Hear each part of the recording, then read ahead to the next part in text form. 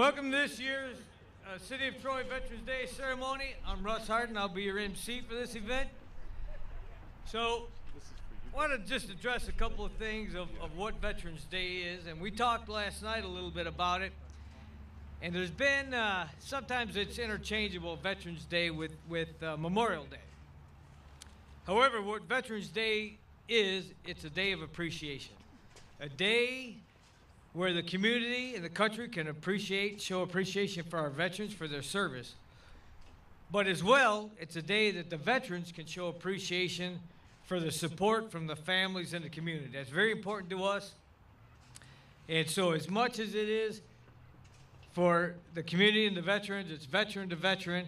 Very important for all of our families. Very important that all of you showed up today.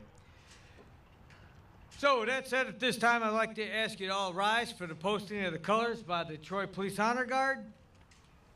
And remain standing for the playing of the national anthem and the Pledge of Allegiance.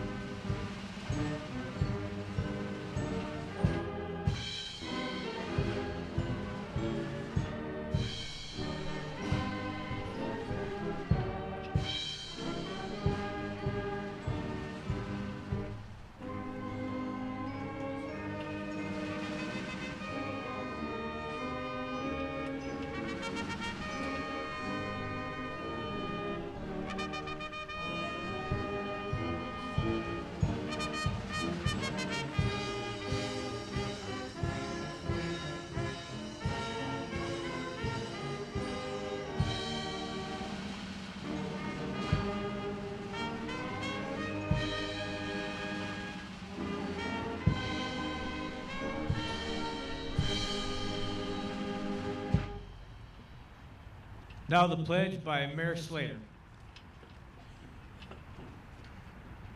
Please join me.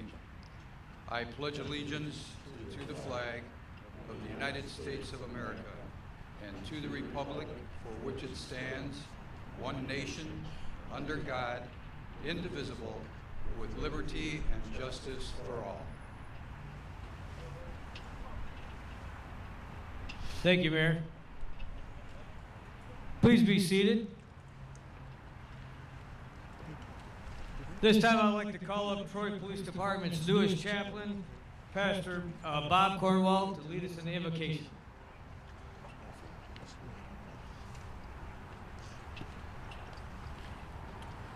Would you join me in prayer? We come before you, God of all nations, to honor those who have served in the military of this country with dignity and courage. We come in the spirit of peace with the hope that a time will come when, as the prophet spoke, the nations will beat their swords into plowshares. This is our hope and our dream, that one day there will be no need for war anymore. But since wars do happen, and women and men are called upon to serve their country, we must give thanks for their service. We honor before you our veterans, whether they volunteered or were drafted, whether they were enlisted or officers, because they gave of themselves for others. Not only do we honor those who served in the military, we also want to honor and thank their families, especially spouses and children who may have waited with bated breath for news of their loved ones who were risking their lives in places far from home. May they also know our gratitude. We who love this country ask that you not let us forget those who served and continue to serve. May their example encourage us in our service to community, country, and world, so that we together might pursue the common good of all. Amen. Thank you, Pastor. This time, the Army Band's going to play the each service song. When you hear your song played, please stand up to be recognized.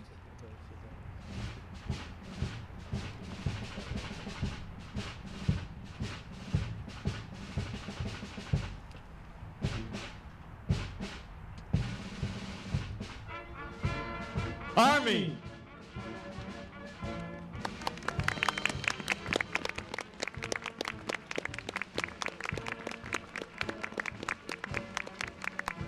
And the Army goes rolling along.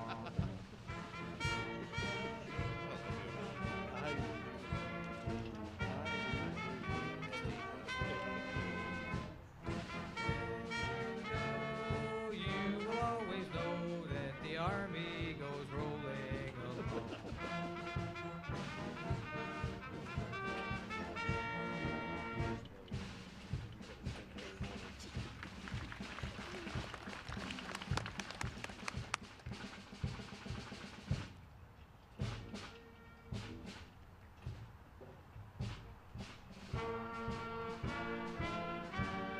Navy.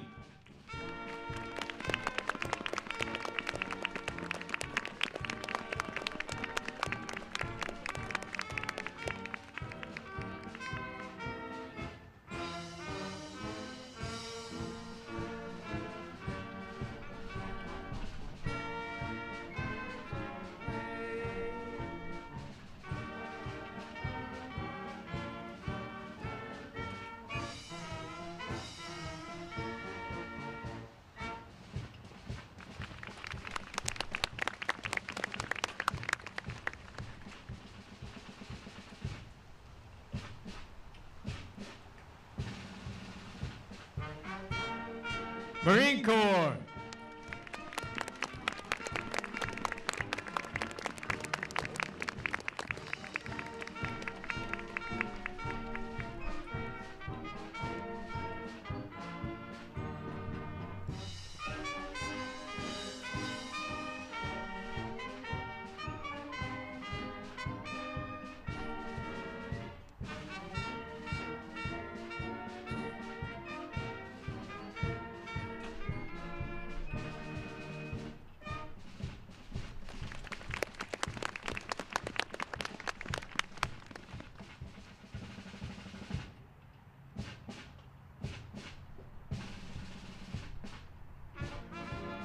Air Force.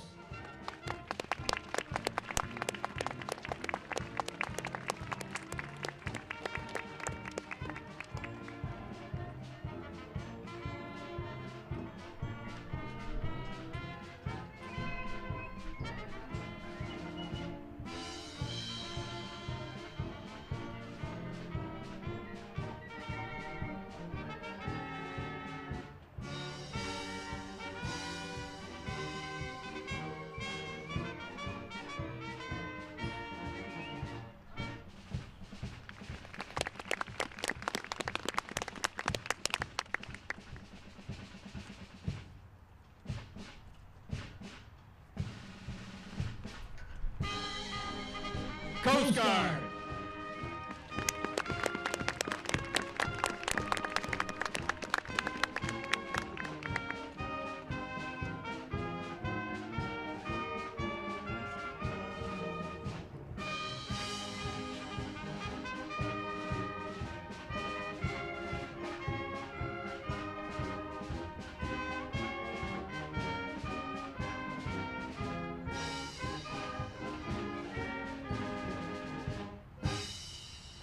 All right, one hand for the band. Thank you very much.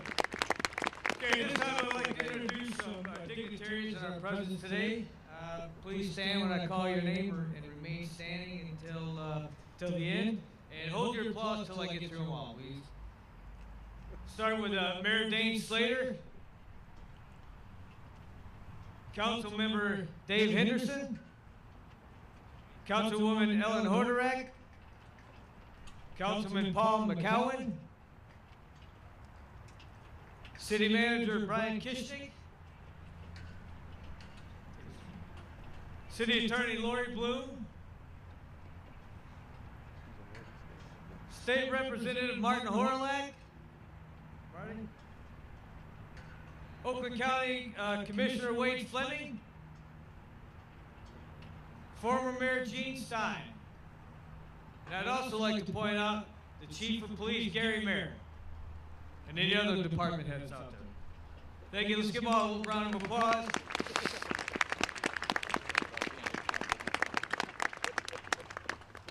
All right, so now it's my pleasure to introduce our keynote speaker today, Colonel Tom Verne, from the commander of the 177 Military Police Brigade. 177 Military Police Brigade is based in Taylor, Michigan, and it's the largest component of the Michigan Army National Guard. As a commander of the 177 Military Police Brigade, Colonel Verne commands over 2,400 soldiers that includes unit consisting of MPs, engineers, explosive ordnance, disposal, signal units, and chemical recon and decontamination. His brigade is spread out throughout Michigan from the Iron River in the Upper Peninsula, the Kalamazoo, and of course to Taylor. As commander, Colonel Verne is responsible for the training, readiness, and welfare of the citizen soldiers that serve in the brigade. Colonel Verne was commissioned as a second lieutenant June 5th of 1991 through the Reserve Officer Training Corps through the University of Michigan. Following his commission, he served as an engineer officer on active duty in Korea as well as Fort Carson, Colorado. After his return to Michigan, he served with the U.S. Army Reserves and the Michigan National Guard and has commanded at every level from platoon, company, battalion, and now to brigade level. He has served in many positions in support of the Michigan's chemical, biological, and nuclear response force, and he has been mobilized in support of the war in Iraq as well as the latest, the Flint water crisis. This time I'm honored to call up my commander, Colonel Thomas Verne. Sir?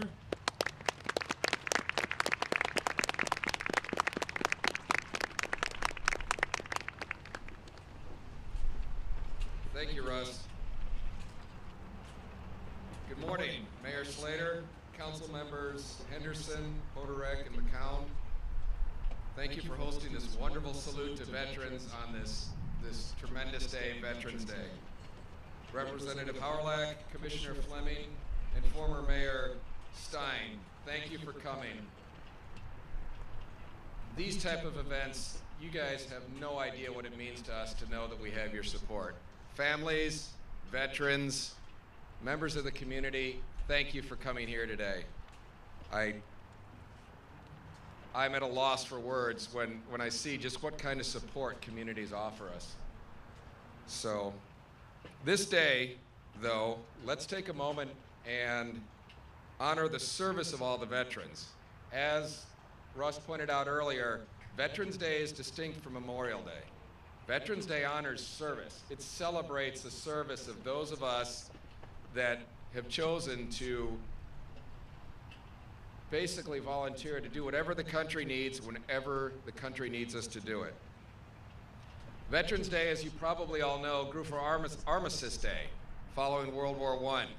It was a celebration of the victory of the war to end all wars. And as we all know, that was an ambitious hope. And we've since fought in World War II, Korea, Vietnam, Grenada, Panama, Afghanistan, Iraq, Somalia, Bosnia, and countless other places. The world remains a dangerous place, and we still require a military. It's to all of those that have served in the military that this day honors, and I'll spend a few moments talking about the 5 distinct services. As you all know, you can probably tell, I'm a member of the Army. I'm proud of my service. And we have alongside of us on the ground, in most cases, the Marines. And a happy belated birthday to you guys, given your birthday was yesterday. It's perhaps the ground combat, the ground forces that often receive a lot of the imagery that you guys have in your heads. It's the images in the news, the images in movies, the hardships that the ground soldier endures, the sleeping in the mud, the never knowing when the next artillery round's gonna hit, the constant movement, the physical exhaustion of carrying around a 100-pound pack in 90-degree heat.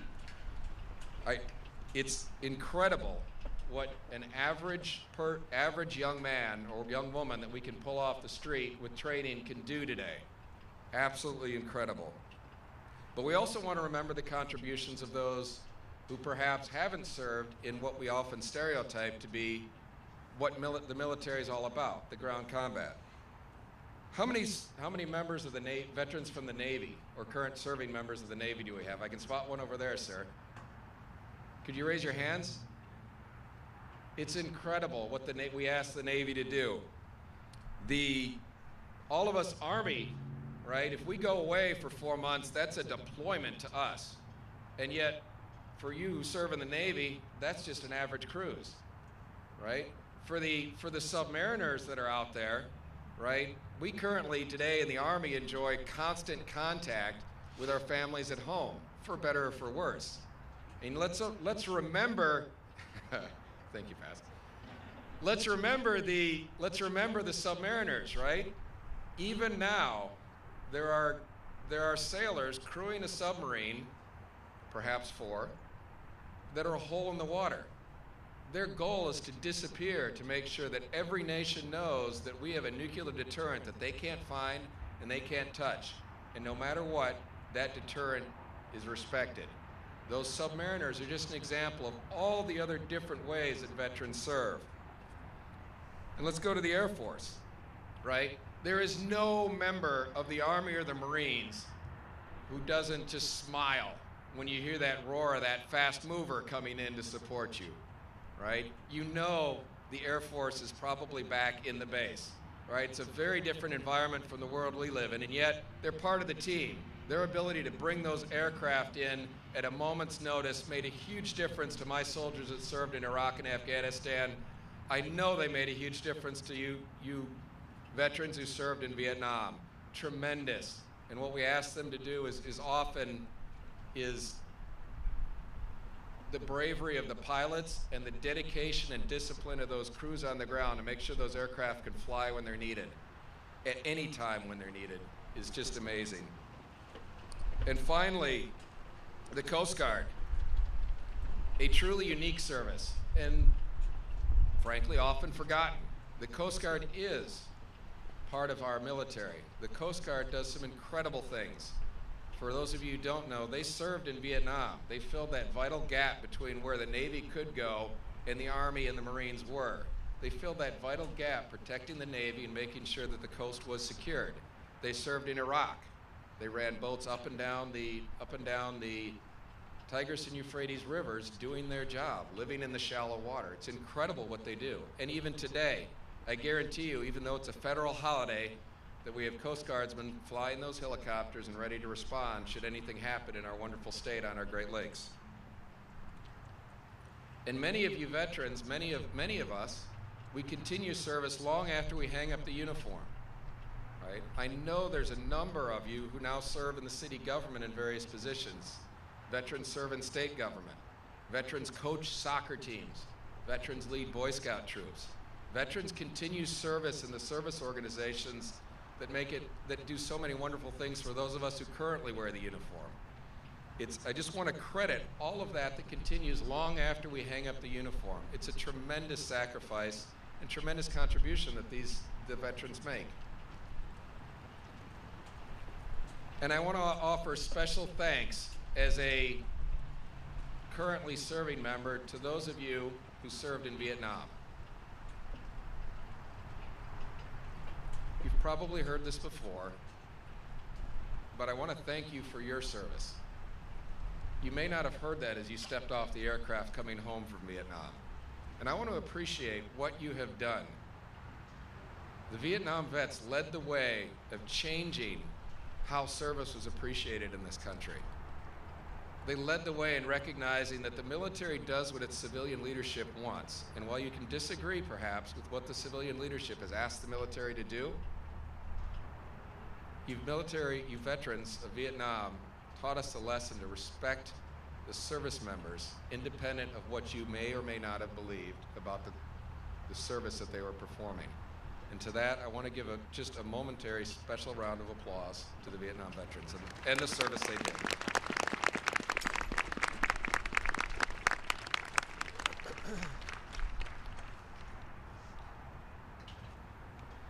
And to everyone here in the community, as I said earlier, your support means more to us than you could perhaps ever know. Our business is dangerous and difficult. Some of what we ask for is obvious. Right? We have veterans. It's critical that when we put our young men and women in harm's way, they know they have the backbone of care, the Veterans Administration, all the other services available to them should something tragic happen to them while they're downrange. To the investment that this country makes in its military to maintain our technological edge. We enjoy such support from industry, from the universities and research, and frankly from all of you as taxpayers, making sure that we have the best equipment so that we can do the dangerous mission and make sure that you're safe. And to that I thank you. And finally, to the families. It means so much to me to see the family members here. Could you just for a moment stand if you are a husband, wife, mother, father, uncle, son or daughter of a service member? Thank you.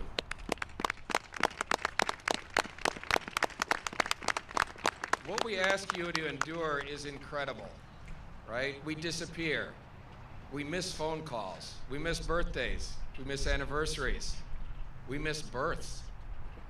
We miss funerals, right? And it's all because we know that you understand the sacrifice that we're making, and we understand the sacrifice you make as we continue our service, and I thank you for that. I ask one thing, though, and this is a challenge today. Our military is an all-volunteer force. The one thing I ask of everyone is we continue to need the best of our country to serve with us. This is a challenge, right? When we send someone downrange, when any of my troops go downrange, I want to know that we have the best to the left and the best to the right. That's what gives us the opportunity, the best opportunity to get our missions done and come home safely.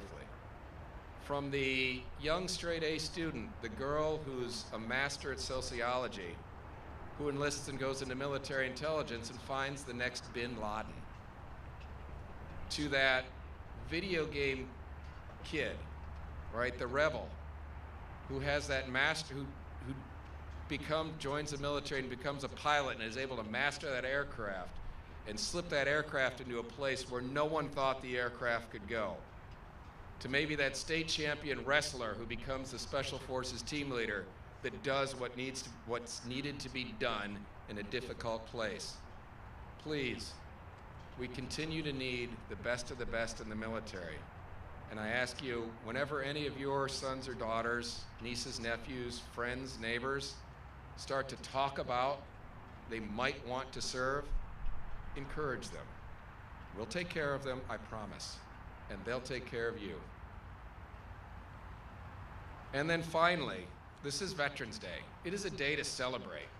And I challenge each and every one here to ask one of the veterans to tell a war story, right? You will hear the most incredible things. I heard in just a few moments, right, about a veteran here today who, when his commander abruptly turned his ship in another direction and he was carrying a fused and armed round, had to cradle that round in his arms and make sure that he protected the round so that it didn't go off in the magazine.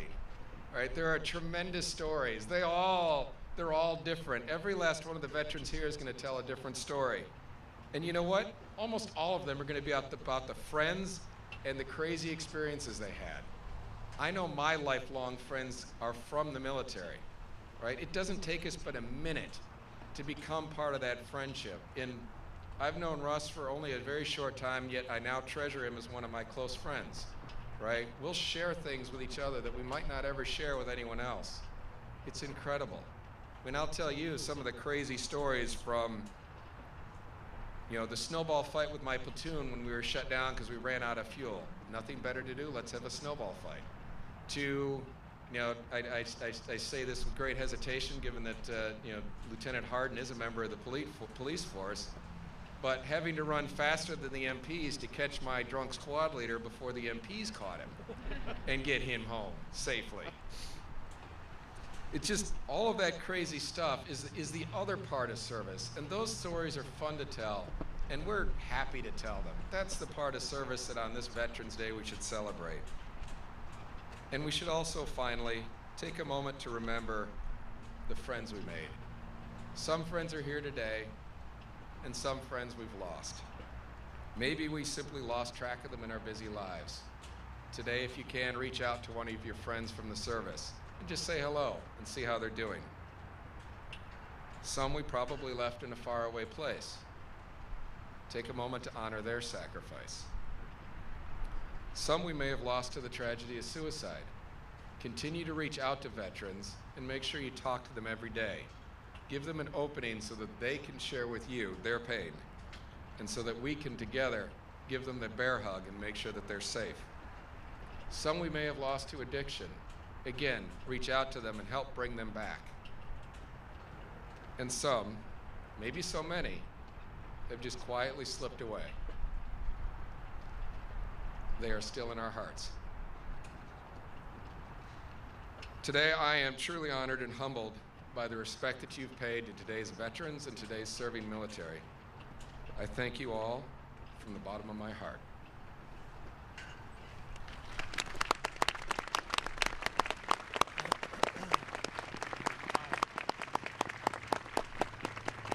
Thank you, Colonel Byrne. At this time, we're going to conduct the laying of the wreath ceremony. I ask you all to please rise. Remain standing for the rifle salute and the playing of taps, and as well as the lowering of the colors. So, sir, if you would.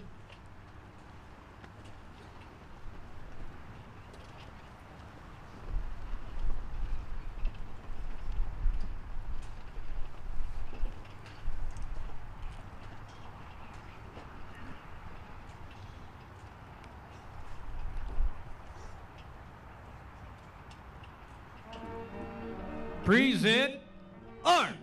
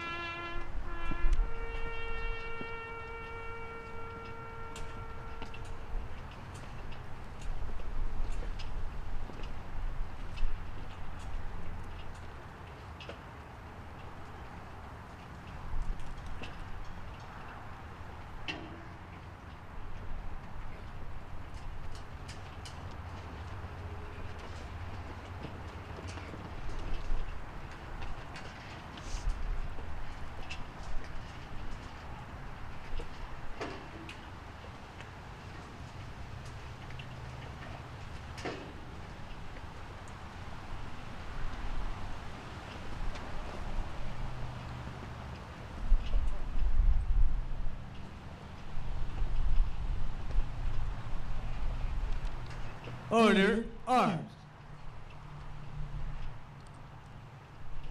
Okay, please be seated.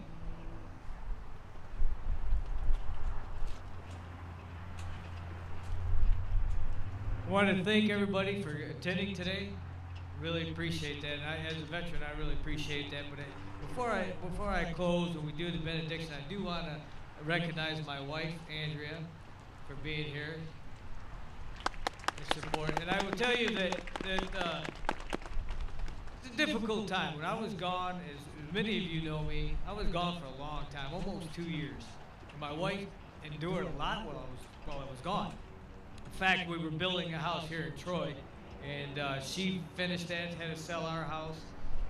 And it was a very, very difficult time. But I have an appreciation for the people in our police department in our city that helped her out, stood up. And I won't get into particulars, but I'll tell you, that's very, very important to me. And in fact, we just sold that house. And it was a very emotional thing, more for her, obviously, than me.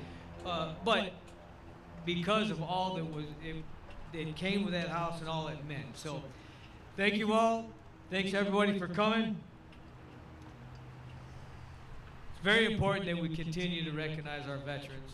And it's very important that we continue to recognize the community that support us. With that said, I'm going to call up Pastor Cornwall again.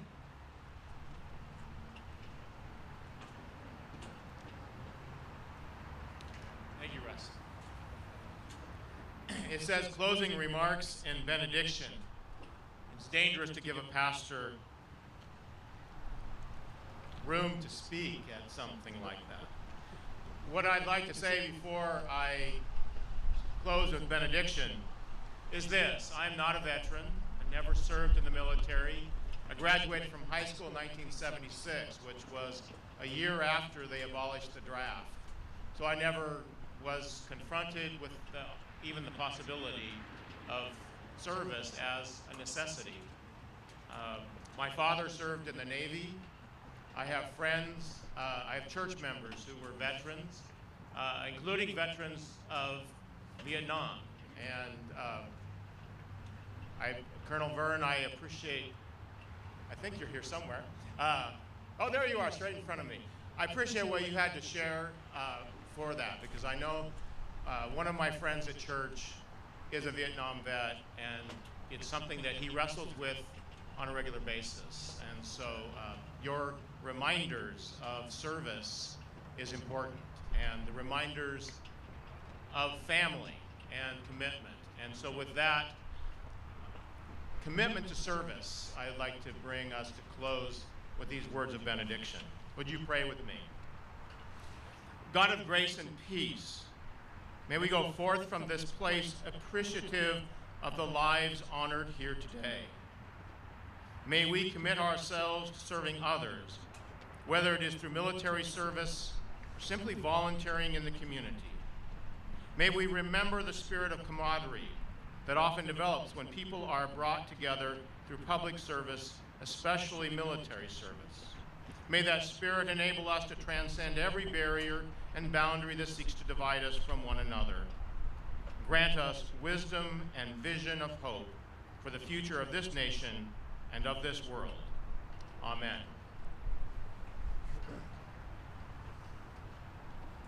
That'll conclude the ceremony. Thank you all for attendance. Honor guard, attention, dismissed.